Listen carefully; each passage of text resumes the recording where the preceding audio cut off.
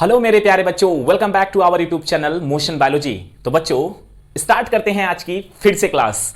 और आपको पता है कि प्रीवियस वीडियो में यानी प्रीवियस क्लास में हम लोगों ने जेनेटिक कोड पर एकदम बहुत अच्छे तरीके से हर एक कॉन्सेप्ट को सीखा था, है ना? याद होगा ना? और हमने कई बार वहां पर रिपीट किया बच्चों कि हम जो अगले क्लास में हम जब पढ़ाएंगे तो वहां पर एक चार्ट बनाया जाएगा और उस चार्ट को बहुत अच्छे तरीके से समझाया जाएगा। तो सबसे पहले हम सभी लोगों का धन्यवाद देना चाहते हैं, यानी उन बच्चों का जो सभी बच्चे जो क्वेश्चन पूछा जाता है उसका सही सही जवाब कमेंट बॉक्स में देखते हैं और हम सबका आंसर देखते हैं, है ना? और आप आंसर सही देंगे, उसका रीजन है कि आप अगर एनसीईआरटी सही से पढ़ेंगे तो पक्का है कि आप आंसर सही देंगे। और हम तो जानते हैं कि यहां पर पढ़ने वाले बच्चे बहुत तेज हैं, है ना? थोड़ी सी शरारतें कर लेते हैं, लेकिन आई नो कि बहुत बहुत ही अच्छे स्टूडेंट हैं जो कि बहुत ईमानदारी से अपना काम पूरा करते हैं। तो चलिए बिना बकवास के आज की क्लास स्टार्ट करते हैं। उससे पहले बच्चों हम आपसे रिक्वेस्ट करेंगे, अपनी प्यारी सी दुलारी सी बुक एनसीईआरटी को अपने सामने रख लीजिए, क्योंकि उस बुक में ये चार्ट जो आपके इधर बोर्ड पर दिया गया है वो चार्ट आपके बुक में भी है। तो प्लीज वहां पर उसको देखिएगा। और बच्चों आज गारंटी ले रहे हैं कि ये चार्ट जो कि आपको लगेगा कि पता नहीं क्या क्या कोड यहां पर दिया है और हमको समझ में नहीं आ रहा है कि मतलब क्या क्या लिखा है, इसको कैसे याद करें। इनफैक्ट बहुत जगहों पर इसको स्किप भी कर दिया जाता है, नहीं पढ़ाया जाता है बच्चों। लेकिन इसमें कुछ ऐसा है नहीं जिसमें डरावना कुछ हो, है ना? उसमें भूत वगैरह थोड़ी बैठा है ना। आराम से समझेंगे हर एक टॉपिक और कैसे वो कोडॉन आए हैं और वो 20 प्रकार के अमाइनो एसिड जो हम बता रहे थे कि 20 प्रकार के अमाइनो एसिड ही प्रोटीन का निर्माण करते हैं, तो वो 20 प्रकार के अमाइनो एसिड कैसे 64 कोड में फिट हुए, है ना? इसके बारे में भी बात करेंगे। और ये जो कोड आपके यहां पर हमने लिख भी लिया है पहले से और ऑलरेडी आपके बुक में पूरा फिल हुआ होगा और आपको लगेगा कि इतने सारे कोड कैसे याद होंगे, लेकिन चुटकी का खेल है बच्चों। चलिए स्टार्ट करते हैं यहां आज की क्लास। तो बच्चों याद क्या होगा, आपके पास बुक होगी और उस बुक में देखेंगे और आपके बोर्ड पर भी एक लिखा पढ़ा है। आप कहेंगे सर ऑलरेडी पहले से लिख पढ़े हैं, मतलब लिख चुके हैं, तो कैसे हमको समझ में आएगा कि ये सब कैसे आया है? यहां पर फोकस करिए बच्चों, एक कॉलम पूरा का पूरा खुला हुआ है ना, मतलब खाली है एक कॉलम पूरा खाली है और हम उसको फिल करना सिखाएंगे और उस आधार पर आप एक मतलब अपना पेज ओपन करिएगा, मतलब रफ, और उस पे पेन से पूरे कॉलम को जिस ट्रिक के साथ बता रहे बच्चों उस ट्रिक के साथ आप पूरे कॉलम को एकदम करेक्ट, कहीं पर गलती नहीं करेंगे, आप सही तरीके से पूरा फिल कर लेंगे, ठीक है? और उसका नाम थोड़ा सा टफ हो सकता है कि नाम कैसे लिखेंगे, तो हम बताएंगे आपको कि कौन कौन से नाम आपके लिए इंपॉर्टेंट है और वही याद रखिएगा, ज्यादा याद रखने की जरूरत नहीं है।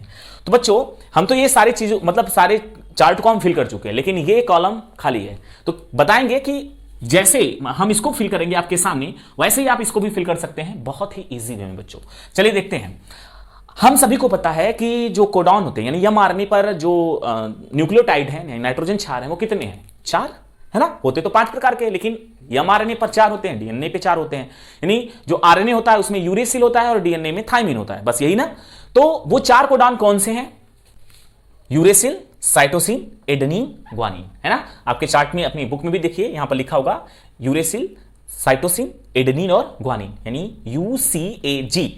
आप देखिए हर एक कॉलम के सामने यू मतलब हर एक कॉलम के सामने यू लिखा है, दूसरे कॉलम के सामने सी लिखा है और तीसरे में ए और ऐसे जी। ऐसे ही आप द्वितीयक स्थिति यानी द्वितीय स्थिति में देख सकते हैं, यहां पर भी एक कॉलम के ऊपर यू लिखा है, दूसरे कॉलम पर सी, फिर ए, फिर जी, यानी यूसीएजी, यूसीएजी। ऐसे अपने कॉलम में बना लेना है। अब आप बच्चों देखिए यहां फोकस रखेगा आप लोग, यहां पर देखने को मिलेगा कि एक ही कॉलम में चारों कोडॉन लिखे गए हैं, यूसीएजी। आप देखिए फोकस करिए, हर कॉलम में यूसीएजी यूसीएजी करके लिखा गया है। आप कहेंगे सर ऐसा क्यों? अभी बताते हैं बच्चों, क्योंकि जो कोडॉन होते हैं वो त्रिक होते हैं, तो त्रिक होते हैं और उसके बाद जो नाइट्रोजन क्षार है वो 4 होते हैं, है ना? जॉर्ज गेमो ने बताया था। तो उस हिसाब से पहले हमें हर कॉलम में सिंगल सिंगल कोडॉन यानी यहां इस साइड और ऊपर के साइड हमको क्या करना है? सिंगल सिंगल, मतलब हमें सिंगल सिंगल नाइट्रोजन क्षार लिखना है। उसके बाद जब हम लेफ्ट साइड यानी पूरे लेफ्ट साइड में हम अपना मतलब जो नाइट्रोजन क्षार फिल करेंगे तो चारों नाइट्रोजन क्षार को हम यहां पर लिखेंगे, जैसे यूसीएजी। समझ में बात आ रहा है? दूसरे वाले कॉलम में आएंगे, फिर से पूरा लिखेंगे, ऐसे से चारों कॉलम में लिख देंगे। अब कैसे मतलब कोडॉन यानी त्रिक कोडॉन कैसे बनाएंगे? आप फोकस करिएगा, अपने बुक में भी देखिएगा बच्चों, एकदम सही तरीके से एकदम सही आएगा। यहां पर हमने यू लिखा है, इसका आप इसके साथ मल्टीप्लाई करिए, क्या मिलेगा? यू और यू, अरे भाई ये ना मिलेगा, यू यू, ठीक। और उसके बाद इसका आप इसके साथ करा दिए और सबसे ऊपर यहां पर क्या है? यू है, सबसे ऊपर यू है ना, हमने यू भी लिख दिया, सही है। अब इसका इसके साथ फिर से करिए आप, यू और यू मिलेगा, मिलेगा कि नहीं मिलेगा, है ना? तो दूसरे के लिए यहां पर कौन है, सी है, सही है ना बच्चों। अब फिर से इसके साथ करें, क्योंकि वहां 4 लिखा है तो 4 बार आपको यू यू यू यू, इस कॉलम के लिए यू यू लिखना है 4 बार। और आप देखिएगा यहां पर सी लिखा था, तीसरे के लिए क्या लिखा है, ए लिखा है, और चौथे के लिए क्या लिखा है, जी लिखा है। मैच करें अपने एनसीईआरटी बुक में, एकदम सही आ रहा है कि नहीं आ रहा है, आ गया ना सही। चलिए आप इस कॉलम को भरना सीखते हैं। अभी जिसको कंफ्यूजन हुआ दूसरे कॉलम को देखिए आप, देखिए अब यू का सी के साथ करना है। ये कोडान कितनी बार है, मतलब ये जो नाइट्रोजन क्षार है कितनी बार है, 4 बार बच्चों, 4 बार है। तो आपको यू और सी को 4 बार लिख लेना है, U C U C U C और यू सी, 4 बार आपने लिख लिया। अब देखिए बच्चों, अब ये जो कोडान यहां पर यू सी ए जी है, बस लिख लीजिए, यू ऊपर है, सी ए जी एक कॉलम में। फिर मैच कराइए एनसीईआरटी में, देखिए वीडियो पॉज करिए, मैच कराइए, देखिए गलत हुआ क्या, सही है ना। हाँ चलिए फिर से हम करेंगे यू का ए के साथ, कितनी बार लिखेंगे, 4 बार लिखेंगे, है ना, क्योंकि ये नाइट्रोजन क्षार कितनी बार है, 4 बार है। और जॉर्ज गेमन ने बताया था, जॉर्ज गेमन को ऑलरेडी क्षार 4 बार होते ही हैं। तो कोडान यहां पर देखिए त्रिकार है, एक एक कोडान त्रिकार है ना, 3-3 आ रहे हैं। और हमारा जो नाइट्रोजन क्षार है वो चारों कंसीडर्ड भी हो रहा है यहां पर। तो अब यू को ए के साथ, यानी इस कॉलम में आ गए तो यू को ए के साथ करेंगे, क्या मिलेगा, यू ए, फिर उसके बाद यहां पर देखिए क्या मिलेगा, यू ए, फिर उसके बाद यानी कितनी बार करना है, 4 बार हमने बोला ना, 4 बार करना है, U A U A you, 4 बार कर लिए। अब क्या बचा, यू सी ए जी, ठीक है बच्चों, यू सी ए जी लिख लीजिए आप, यू सी ए और जी। फिर से मैच कराइए, देखिए गलत हुआ क्या नहीं होगा। चलिए फिर इसके साथ कराएंगे आप, क्या मिलेगा, यू जी कितनी बार लिखेंगे, 4 बार, पता है ना, यू जी और यू और जी कर लिए। और इस चारों जो क्षार हैं उठा के यहां पर लगा दीजिए, क्या मिलेगा, मतलब क्या लिखेंगे, यू सी ए जी। बताइए आपके सामने हमने इन कॉलम को भर दिया। आप एनसीईआरटी बुक चेक कर लीजिए बच्चों, कहीं पर गलती नहीं मिलेगी, है ना, कहीं पर गलती नहीं मिलेगी। आप ऐसा इसके साथ भी कर सकते हैं, इस कॉलम के साथ भी, इस कॉलम के साथ भी। अब इसके लिए क्या करेंगे आप बच्चों, इस सी और यू को, यानी ये सी आ गया ना, अब यहां पर यू आ रहा था तो यू लिया हमने, यहां सी आ रहा है तो सी और यू को हम कितनी बार लिखेंगे, 4 बार। उसी के बाद इसमें कितनी बार लिखेंगे, सी और सी को 4 बार, देखिए लिखे हैं। उसके बाद जब ऐसे 4 बार लिख लेंगे तो लास्ट में यू सी ए जी, देखिए सी यू को हमने 4 बार लिखा, सी यू करके। उसके बाद हमने फिर क्या लिखा, जो उधर था क्या है, यू सी ए जी, है ना। अब इसके साथ देखिए 4 बार हमने सी सी लिखा, देखिए सी 4 बार लिखा।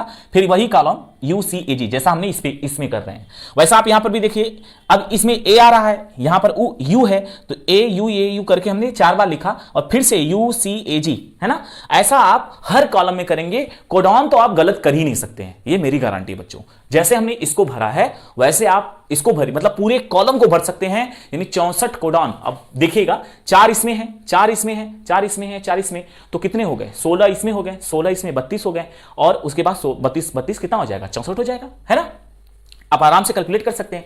यानी कि जॉर्ज गेमन ने बताया, उसका गुड़ा भी कराया था ना पिछली क्लास में, जिसने नहीं देखा वीडियो जाकर देख ले पहले, उसके बाद इसको देखे, है ना। कितने हो गए, 64 कोडान हो गए, और उसमें से 3 कैसे हैं, स्टॉप कोडान है, और बाकी 61 क्या करते हैं, अमाइनो एसिड को कोड करते हैं। सबको पता है ना इतनी बात। तो चलिए यहां पर देखते हैं, अब इसका नाम लिखना है बच्चों। तो चलिए हमको तो नाम याद है, आप कैसे लिखेंगे, आप कहेंगे सर इतने सारे अमाइनो एसिड के नाम हम कैसे जानेंगे इस कोड के लिए है। तो सब याद नहीं रखना है बच्चों, बस गिन के 4-5 याद रखना है, और वो 4-5 आपको याद ही रखना है, बाकी और कभी किसी कंपटीशन एग्जाम में ये नहीं आएगा, है ना। चलिए देखते हैं, या आपके बोर्ड में भी आपको ये पूरा चार्ट बनाने के लिए कभी नहीं आएगा, बल्कि वो जो 4-5 बताएंगे उसी में से कोई क्वेश्चन पूछा जा सकता है। तो यू के लिए आप फेनिल लिखेंगे, PHE, फेनिल एल्नीन होता है पूरा, ठीक है, ये भी फेनिल एल्नीन है, और ये क्या है, ल्यूशीन है। ऐसा आपको आपकी बुक में देखने को मिल जाएगा, ठीक है। और उसके बाद यहां पर चारों के चारों क्या है, सेरीन, SER। सबसे मजेदार बात बताएं बच्चों, यहां पर देखिए ये चारों सेरीन है, ये चारों प्रोलीन है, ये चारों THR, और ये चारों जो है ALA, है ना, एलानिन इसको बोला जाता है। तो ये चारों, मतलब देखिए यहां पर चारों कॉलम में एक ही सेम है ना।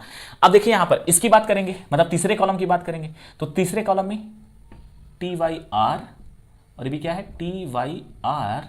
उसके बाद इसमें ये कोडॉन क्या है, स्टॉप कोडॉन, और ये भी कोडॉन क्या है, स्टॉप कोडॉन, ठीक है। चौथे कॉलम में बात करेंगे तो CYS, और उसके बाद ये भी क्या है, CYS, और ये भी एक कोडॉन कौन सा कोडॉन है, स्टॉप है, और यहां पर लास्ट वाला क्या है, TRP, ट्रिप्टोफान, ठीक है बच्चों, ट्रिप्टोफान। अब मेरी बात फोकस रखिएगा, यानी कि हमें तो याद था, आपको तो याद नहीं होगा, लेकिन गिना चुना आपको केवल और केवल 5-6 याद रखने हैं, बाकी इसमें किसका नाम क्या है वो याद नहीं रखना है बच्चों, ठीक है। और वो 4-5 कौन है, मतलब जो भी है, हम यहां पर रेड स्केच पेन से क्या कर रहे हैं, उसको इंडिकेट कर रहे हैं रेड मार्कर से। आप देखिए यहां पर यू यू यू, यानी ये तीनों कोडान किसको कोड करता है, फेनिल एल्निन को कोड कर रहा है। और उसके बाद सी सी सी किसको कर रहा है, प्रोलीन को कर रहा है। ए किसको कर रहा है, लाइसिन को कर रहा है। जी जी जी किसको कर रहा है, ग्लाइसिन को कर रहा है। तो ऐसे आप देखेंगे, यानी कि तीनों कोडॉन एक जैसे हैं और किसको किसको वो कोड कर रहे हैं, किस अमीनो एसिड को, ये आपको ये 4 याद रखने हैं। और जो स्टार्ट कोडॉन है उसका कोडॉन क्या होता है, AUG होता है, जो मेथियोनिन को कोड करता है ना। इसको तो याद ही रख लीजिए, बहुत इंपॉर्टेंट है, बहुत ज्यादा इंपॉर्टेंट है बच्चों। AUG से स्टार्ट होता है और किस अमीनो एसिड को कोड करता है, मेथियोनिन को कोड करता है ना। और इसके बाद मेथियोनिन का कोड करने वाला और कोई भी इसमें, इस पूरे चार्ट में मेथियोनिन को कोड करने वाला और कोई कोडॉन नहीं है, सिंगल कोडॉन है AUG जो मेथियोनिन को कोड करता है बच्चों। समझ गए इतनी बात। और उसके बाद आपको क्या याद रखना है, आप देखिए ये स्टॉप वाला ये, और एक स्टॉप यहां पर भी है ना, ये हो गया। और बच्चों इसको भी याद रख लीजिएगा, इसी पर क्या नाम है इसका, ट्रिप्टोफान। ट्रिप्टोफान भी जैसे मेथियोनिन को कोड करने के लिए AUG है, वैसे ही ट्रिप्टोफान को कोड करने के लिए UGG है। UGG ट्रिप्टोफान को कोड करता है और AUG मेथियोनिन को कोड करता है। ये दो ऐसे कोडॉन हैं जो सिंगल अमाइनो एसिड को, यानी 20 में से 2 के कोड याद रखने हैं आपको, AUG को और UGG को। UGG क्या करता है, ट्रिप्टोफान को कोड करता है, और AUG जो है मेथियोनिन को कोड करता है बच्चों। अब इसमें आपको पता चल गया, यानी कि 2 अमाइनो एसिड के लिए बस केवल सिंगल कोडॉन है, केवल सिंगल है ना। बाकी आप जो देख रहे हैं चार्ट में, आप देखेंगे बहुत ऐसे कोडॉन हैं जिसके 4-4, 5-5 और 6-6 कोड, मतलब बहुत ऐसे अमीनो एसिड है जिसके 4-4, 5-5 कोडॉन मिलेंगे आपको, है ना। और आप सबको काउंट करेंगे बच्चों तो आपको कुल 61 ऐसे कोडॉन मिलेंगे जो 20 प्रकार के अमीनो एसिड को ही कोड कर रहे हैं। 2 याद रखना, कौन कौन सा, AUG सिंगल ऐसा कोडॉन है जो मेथियोनिन को कोड करता है, और मेथियोनिन अमीनो एसिड और किसी कोडॉन पे कोड नहीं होता। और दूसरा आपको ट्रिप्टोफान याद रखना है। ट्रिप्टोफान के लिए UGG एक ऐसा कोडॉन है जो ट्रिप्टोफान को कोड करता है। और ट्रिप्टोफान पूरे चार्ट में आप देख लेंगे, कहीं पर ट्रिप्टोफान और कहीं जगह पर नहीं मिलेगा बच्चों, ठीक है। तो ट्रिप्टोफान के लिए और मेथियोनिन के लिए सिंगल कोडॉन है, ठीक।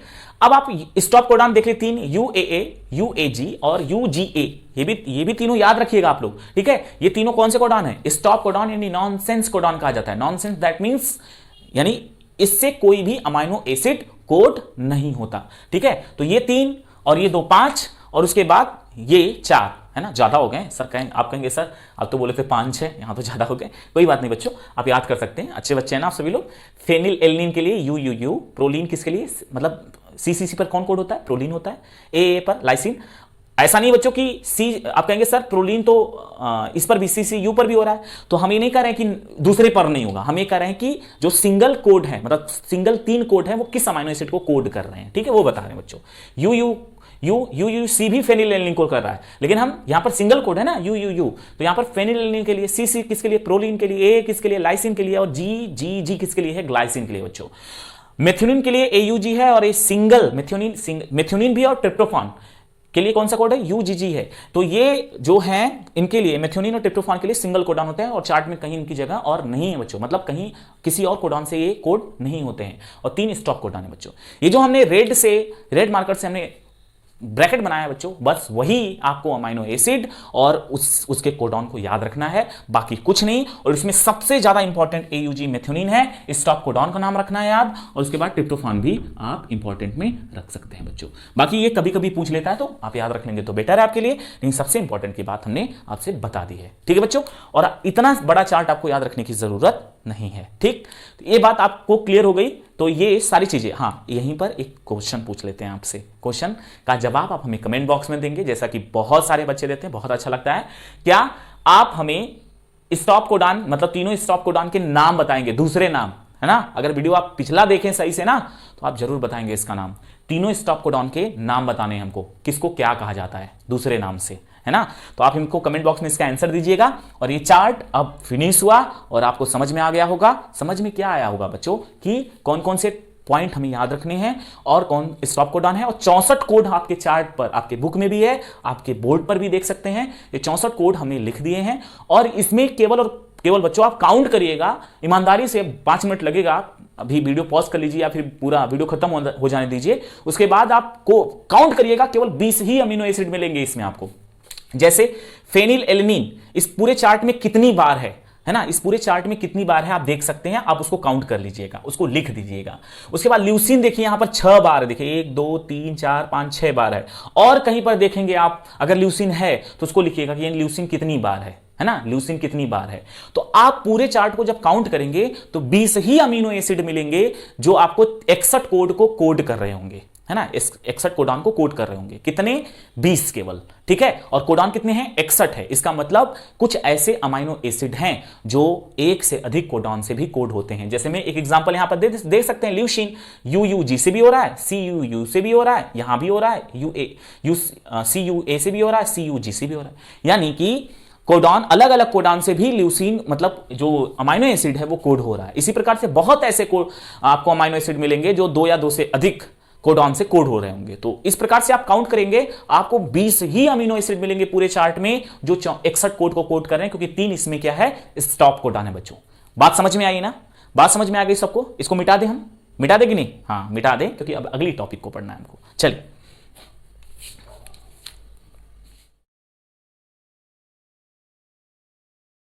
तो बच्चों आप फिर से एक नए टॉपिक को स्टार्ट करते हैं। मतलब हमारा पिछला जो हमने क्लास में, मतलब अभी इससे पहले हमने क्या देखा? पूरा का पूरा चार्ट देखा, और उसके बाद हम अपनी अगली हेडिंग देखेंगे जो आपके बुक में भी होगी, ठीक है। पेज पलट लीजिए सभी लोग। क्या है हेडिंग? उत्परिवर्तन व आनुवंशिक कूट।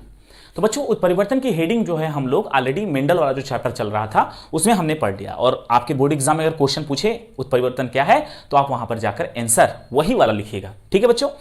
अब ये उत्परिवर्तन कैसे होता है हम इसको बताते हैं, है ना। और एनसीईआरटी में जो कुछ लिखा है वो क्या लिखा है और उसको क्या, मतलब आपको किस प्रकार से उसको समझना है, बहुत ईजी वे में समझा रहेंगे बच्चों। क्या है कि उत्परिवर्तन का मतलब क्या है कि मतलब डीएनए पर बदलाव होने की वजह से नए लक्षण प्रकट हो जाते हैं, जिसी को क्या कहते हैं? उत्परिवर्तन करते हैं। कभी कभी ये जो लक्षण होते हैं वो हमारे लिए क्या होते हैं? खतरनाक हो सकते हैं, कभी कभी लाभदायक होते हैं। ऐसा कुछ साइंटिस्टों का मानना है कि उत्परिवर्तन से हमारा विकास हुआ है ना। तो ये एक चैप्टर है, इसके बाद विकास जो इस बार नहीं पढ़ना है हम लोगों को, लेकिन जैसे ही हमें अपने बोर्ड एग्जाम की प्रिपरेशन, मतलब बोर्ड एग्जाम में जो पूछे गए चैप्टर जैसे ही कवर हो जाएंगे तो जो ये 30% सिलेबस रिड्यूस किया गया है कोशिश करेंगे उसको भी अपलोड कर दें, ठीक है बच्चों। तो हमने क्या बोला? उत्परिवर्तन का मतलब क्या है कि डीएनए पर कहीं पर कुछ बदलाव हो जाए, यानी डीएनए पर जो न्यूक्लियोटाइड है उसमें कुछ बदलाव हो जाए और उसके बदलाव होने से एक नया लक्षण प्रकट हो जाए, इसी को क्या कहा जाता है? उत्परिवर्तन कहा जाता है।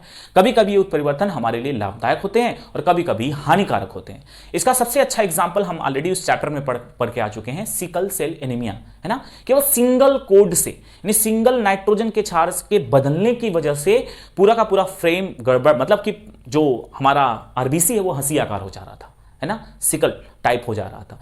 तो ये केवल एक सिंगल कोड के बदलने से एक नया लक्षण प्रकट हो जा रहा था, जिससे व्यक्ति को एनीमिया हो जा रहा था। तो वो वहां पर नुकसान कर रहा है ना बच्चों। तो क्या होता है उत्परिवर्तन, कैसे होता है उसके बारे में बताएंगे, कैसे फ्रेम शिफ्टिंग हो जाती है, कैसे न्यूक्लियोटाइड के क्षार के निकल जाने से या ऐड हो जाने से क्या प्रॉब्लम होती है। तो चलिए देखिए, आपके बुक में एक क्या दिया है, इंग्लिश का सभी लोग जानते हैं, ग्रामर है ना, दिया है राम, छोटा छोटा लिखे नहीं सही है, राम हैज रेड कैट, है ना, ऐसा लिखा है। वो कह रहा है कि आप आर से पहले यहां पर आप किसको जोड़ दीजिए? बी को जोड़ दीजिए। और हम सभी को पता है कि कोडॉन जो होते हैं वो त्रिक होते हैं, है ना, इतनी बात पता है ना। तो अब देखिए क्या हो जाएगा, अभी देखिए राम का तो राम ही रहेगा क्योंकि यहां पर कोई परिवर्तन नहीं हुआ, हैज का भी हैज ही रहेगा, कोई परिवर्तन नहीं हुआ। लेकिन बच्चों यहां पर हमने बी, आर से पहले बी ऐड किया है, तो बी, उसके बाद आर, फिर उसके बाद ई, ठीक है। अब ये 3 कोड हो चुके हैं, तो ये डी यहां से दूर चला जाएगा, तो डी के बाद क्या आएगा? डी के साथ कौन हो जाएगा? सी हो जाएगा, सी के बाद ए, और पी बेचारा अकेला हो जाएगा, है ना।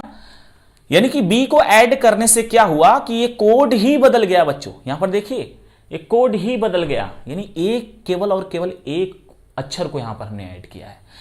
अब यहां से हम बी के बाद, यानी बी के जस्ट बाद हम आई ऐड करना चाहते हैं, किसको ऐड करना चाहते हैं? आई को। चलिए देखिए, हम यहां पर कोई परिवर्तन नहीं किए, तो राम ही रहेगा, हैज के पास तो हैज ही रहेगा, और बी के बाद हम किसको ऐड कर रहे हैं? आई को ऐड कर रहे हैं, तो बी के साथ आई हो गया, और आई के बाद तीसरा कौन होगा? आर होगा। अब ये ई इधर चला जाएगा क्योंकि ये 3 हो चुका है बच्चों, ये 3 हो चुका है।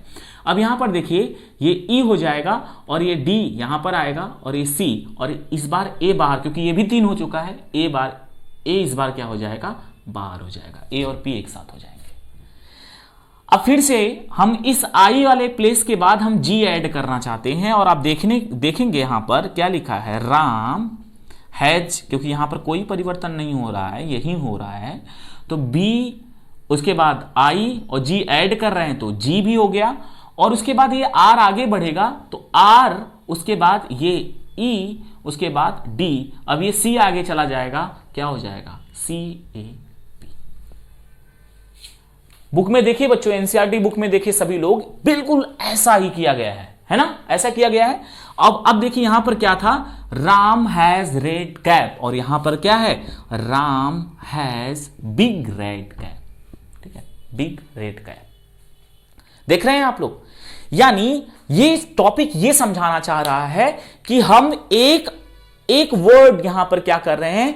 एक वर्ड यहां पर ऐड कर रहे हैं, तो अगला वाला कोडॉन आगे खिसक जा रहा है। क्यों? क्योंकि हमेशा कोडॉन क्या होते हैं, मतलब अगला वाला जो न्यूक्लियोटाइड, मतलब जिसको हम क्षार बोलते हैं, नाइट्रोजन क्षार बोलते हैं, वो नाइट्रोजन क्षार आगे खिसक जाएगा हमारे डीएनए में। क्योंकि यहां पर देख सकते हैं बी के ऐड करने पर यहां से जो डी था इसके ई के साथ, वो आगे खिसक गया, और जैसे आई ऐड किया हमने तो इस बार ई आगे खिसक गया, और फिर जी, जब हमने जी ऐड किया तो इस बार आर आगे खिसक गया। मतलब क्या हो रहा है कि हमेशा कोडॉन त्रिक है, हमेशा कोडॉन त्रिक में है, यानी 3-3 संख्या में है। और जब से ही हम इसमें चौथा ऐड करना चाहते हैं, तब भी ये इस दोनों को लेके 3 ही हो रहा है ना? 3 ही हो रहा है, और ये वाला जो तीसरा वाला था बच्चों, ये आगे चला जा रहा है, और ये तीसरा, जैसे ये 3 है, 3 की संख्या में है, हम इसमें एक नया ऐड करना चाहते हैं। जैसे ही इसमें एक नया ऐड हो जाता है बच्चों, तो ये 3 अब अलग, और ये वाला अलग हो जाएगा, जो इसके साथ था ये अलग हो जाएगा, अब ये 3 हो जाएंगे। बात समझ गए कि नहीं समझ गए? इसी बार फिर हमने अगला और ऐड किया, तो इस बार ये वाला जो बचा था, ये निकल जाएगा, और ये 3 हो जाएंगे। उसके बाद फिर से कोई ऐड करेंगे तो फिर ये निकलेगा, और फिर 3 हो जाएंगे। इसी प्रकार से यहां पर हमने एक बार बी ऐड किया, एक बार आई ऐड किया, एक बार जी ऐड किया, तो बिग, क्योंकि ये 3 हो चुके थे इसलिए 3 अलग हो गए, रेड वाला पूरा पार्ट अलग हुआ, कैप वाला पूरा पार्ट हो गया। क्या हो गया? यानी ये समझाना चाहता है कि हमारे डीएनए में भी एक अगर क्षार ऐड हो जाए, एक न्यूक्लियोटाइड का, ठीक है, एक न्यूक्लियोटाइड, या हम बोल सकते हैं एक क्षार, ठीक है, क्षार अलग चीज हो, न्यूक्लियोटाइड अलग चीज है, सबको पता है, हम पहले ही मतलब दूसरे लेक्चर में बताए हैं। न्यूक्लियोटाइड क्षार क्या है? एडेनिन, ग्वानिन, थाइमिन, साइटोसिन, ये क्या है? नाइट्रोजन क्षार है। और जब ये डीऑक्सीराइबोस शुगर या राइबोस शुगर के साथ H3PO4 के साथ जुड़ते हैं, तब न्यूक्लियोटाइड होते हैं। तो डीएनए पर ऐड होगा मतलब न्यूक्लियोटाइड ही ऐड होगा। तो ये कह रहा है कि एक न्यूक्लियोटाइड ऐड होने की वजह से पूरी की पूरी फ्रेम में शिफ्टिंग हो जा रही है बच्चों। तो वही चीज ये कह रहा है कि एक या दो से अधिक, ठीक है, एक या दो से अधिक अगर न्यूक्लियोटाइड डीएनए पर ऐड हो जाएंगे तो पूरा का पूरा फ्रेम शिफ्ट हो जाएगा, जिसकी वजह से क्या हो सकता है? उत्परिवर्तन हो सकता है। तो जुड़ने की वजह से भी ऐसा होगा बच्चों, और क्या हो सकता है? और अगर डिलीट भी करते जाएं तो क्या हो सकता है? फिर भी फ्रेम शिफ्टिंग हो सकती है। जैसे यहां पर जी हमने लिखा है, जो एनसीईआरटी में नीचे लिखा हुआ है, यहां से क्या कर रहा है, यानी इस वाले प्लेस से वो जी हटाना चाहता है। चलिए जी हटाया तो ये वाला आर खिसक के यहां आ जाएगा, जो कि यहां ऊपर दिखाई दे सकता है, यानी यहां से हम ऊपर भी जा सकते हैं। ऐसा हो सकता है कि नहीं हो सकता है? जैसे फोकस करिएगा, हम इस जी को हटाना चाहते हैं तो क्या ये आर यहां आ जाएगा? क्योंकि कोडॉन त्रिक में होते हैं, ऑलरेडी ये 3 है तो यहां से तो जाना नहीं है, इधर ही से आएगा जब भी आएगा। तो हम जी हटाना चाहते हैं तो ये आर यहां आ जाएगा, फिर से ईडी बच जाएगा, और ईडी के साथ सी भी इधर आ जाएगा। फिर अगले सिचुएशन में क्या कर सकते हैं, हम यहां से आर हटाना चाहते हैं, ठीक है, यानी कि इस वाले प्लेस से हम किसको? आई को, ठीक है, इस वाले प्लेस से हम किसको हटाना चाहते हैं? आई को ऐड करना हटाना चाहते हैं। और जैसे ही आई यहां से हटेगा तो बी आर, ये बी और ये आर एक साथ यहां पर लिखा भी है, और फिर इस वाले में से ई आ जाएगा, जो कि यहां पर दिखाई दे रहा है। उसके बाद अगले वाले कॉलम में देख सकते हैं कि हम यहां से हम क्या सोच रहे हैं कि इस बी को हटा दें, तो जैसे ही हम बी को यहां से रिमूव करेंगे तो आर ई तो था ही और ये डी यहां पर आ जाएगा, मतलब रिवर्स वाले केस में भी ऐसा होगा। तो बच्चों क्या ये यहां पर ऐड करने पर या डिलीट करने पर, ऐड या डिलीट करने पर क्या फ्रेम की शिफ्टिंग हो जा रही है, यानी फ्रेम में बदलाव हो जा रहा है, बदलाव हो रहा है कि नहीं हो रहा है? अगर फ्रेम में बदलाव होगा तो एक नया जीन बन जाएगा और नया जीन बनेगा तो एक नया लक्षण प्रकट हो जाएगा और इसी को क्या कहा जाता है? उत्परिवर्तन कहा जाता है। बच्चों समझ में बात आ गई? यानी हमने क्या बोला कि न्यूक्लियोटाइड को, यानी एक या दो से अधिक न्यूक्लियोटाइड के ऐड होने से या एक या दो से अधिक न्यूक्लियोटाइड के डिलीट होने से, दोनों केस में ऐड होगा तब भी, डिलीट होगा तब भी, दोनों सिचुएशन में डीएनए के जो श्रृंखला है, डीएनए की श्रृंखला जो है उसमें परिवर्तन आ जाएगा और परिवर्तन आने की वजह से एक नया जीन बन सकता है जिससे उत्परिवर्तन हो सकता है। समझ गए ना? इतना पॉइंट समझ गए सभी लोग। और ऐसा ही नहीं कि केवल ऐड या डिलीट होने से भी हो सकता है उत्परिवर्तन, बदल जाने से भी, जैसे ए के स्थान पर मान लेते हैं जी हो गया, सी हो गया, तो बदल जाने की वजह से भी क्या हो सकता है? उत्परिवर्तन हो सकता है। और इसका जीता जागता एग्जाम्पल हम सिकल सेल एनीमिया का पढ़ के आए हैं, है ना? सबको याद होगा सिकल सेल एनीमिया में केवल कुछ डिलीट हुआ नहीं, कुछ ऐड नहीं अलग से हुआ, बल्कि एक क्षार बदल गया है। और वो क्षार कौन सा बदला है, इसका भी आंसर हमें कमेंट बॉक्स में चाहिए, है ना? और कौन से अमाइनो एसिड की जगह कौन सा amino acid sickle cell anaemia में जुड़ जाता है केवल एक क्षार के बदलने से, ये भी कमेंट बॉक्स में हमें आंसर दीजिएगा। लेजीपन नहीं चाहिए, आंसर दीजिएगा सभी लोग। नहीं याद है तो बुक पलटिएगा, देखिएगा, याद रखिएगा, फिर से कमेंट में आकर आंसर दीजिएगा। हमने क्या बोला कि वो कौन सा न्यूक्लियोटाइड है जिसकी बदलने की वजह से जो है फ्रेम में शिफ्ट, मतलब उत्परिवर्तन हो जा रहा है, मतलब एक स्वस्थ व्यक्ति किस में कन्वर्ट हो जा रहा है? सिकल सेल एनीमिया रोगी में कन्वर्ट हो जा रहा है, मतलब उसको एनीमिया की बीमारी हो जा रही है। और एक क्षार के बदलने से कौन सा अमाइनो एसिड आ जा रहा है? क्या वो अमाइनो एसिड हमारे जो अभी 64 का जो चार्ट बनाए थे है या नहीं है? और आपको है मिला तो कहां पर मिला, ये भी हमें मतलब कहां पर मिला ये तो नहीं बता पाएंगे, लेकिन आप ये बताइएगा कि कौन से अमाइनो एसिड की जगह कौन सा जुड़ जाता है और कौन से क्षार में परिवर्तन आता है, मतलब न्यूक्लियोटाइड में। ठीक है, क्षार बाद में आ रहा है, तो कौन से न्यूक्लियोटाइड में परिवर्तन आता है ये हमें आप जरूर हमें कमेंट बॉक्स में बताएंगे। मतलब क्या हो जा रहा है, ए की जगह पर क्या हो रहा है, जी की जगह, मतलब आप इसको हमें कमेंट बॉक्स में बताइएगा। ठीक है बच्चों, तो इस हम तो बदलने की वजह से भी उत्परिवर्तन हो रहा है और ऐड होने से या डिलीट होने की वजह से भी उत्परिवर्तन होता है, और आपको हमने यहां पर दिखा भी दिया, और यही आपके एनसीईआरटी बुक में है ये बच्चों। तो बच्चों आज की क्लास यहीं पर समाप्त करेंगे, कल की क्लास में फिर से एक नया टॉपिक सीखने आएंगे हम लोग। और हाँ, कैसी लगी क्लास, समझ में आया कि नहीं आया, कहां आपको दिक्कत हुई, कमेंट बॉक्स में जरूर बताइए। नेक्स्ट क्लास में हम इसका सलूशन बता देंगे। ठीक है बच्चों, तो चलते हैं, आज की क्लास यहीं पर समाप्त करते हैं। और हाँ, एक चीज भूल रहे थे, क्या आप देखेंगे चैनल पे, जब वीडियो के चैनल पे जाइएगा तो होता क्या है कि आप वहां पर कम्युनिटी टैब में जाएंगे, जब कम्युनिटी वाले टॉपिक पर जाएंगे, मतलब टैब पर जाएंगे, तो वहां पर देखेंगे कि हम कुछ ना कुछ 1-2 क्वेश्चन पूछ रखे हैं। वहां पर ऑप्शन भी होता है, आप उसको टच करेंगे तो आपको बताएगा कि आप सही टच किए हैं, गलत टच किए हैं, या फिर आप वहां से कमेंट भी कर सकते हैं, सर इसका आंसर ये ए सही है, बी सही है, सी सही है। तो आप जरूर मतलब वहां पर अच्छे अच्छे क्वेश्चन होते हैं, आप जरूर उसको ट्राई किया करिए, कम्युनिटी टैब को जरूर चेक किया करिए। और बहुत ही इंपॉर्टेंट इंफॉर्मेशन हम वहाँ पर शेयर भी करते हैं, जैसे जिस दिन क्लास नहीं चल रही है या फिर क्लास चल रही है, तो सारी चीज़ें वहाँ पर होती हैं, तो आप जरूर उसको भी देखते रहिए। और हाँ, अपने दोस्तों को जरूर बताइए। और आज कही देते हैं, है ना, वीडियो पसंद आया, अगर आप बिल्कुल पसंद तो आया ही होगा, आप यहाँ तक देख रखे हैं तो वीडियो जरूर पसंद आया है, लाइक कर लीजिएगा बच्चों, क्योंकि लाइक नहीं करते हैं आप लोग, और अपने दोस्तों को शेयर भी कर लीजिए, और अगर अच्छा लग रहा है आपको तो सब्सक्राइब भी कर लीजिएगा चैनल को। थैंक यू सो मच बच्चों, चलते हैं, thank you so much, thanks for watching, I love you.